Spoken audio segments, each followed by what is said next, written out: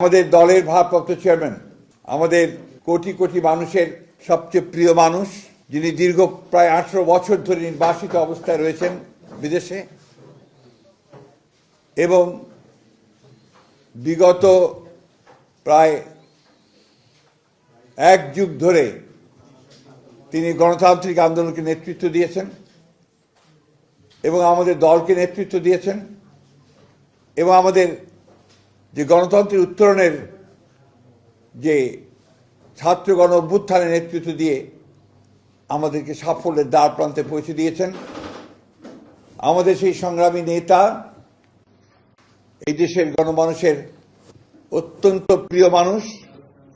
জনাব তারেক রহমান, আমাদের দলের ভারপ্রাপ্ত চেয়ারম্যান,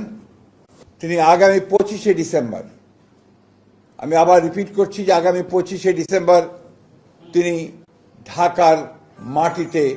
আমাদের মাঝে এসে পৌঁছবেন। আমরা আমাদের দলের পক্ষ থেকে, সকলের পক্ষ থেকে আমরা তার এই আগমনকে শুধু স্বাগত নয়,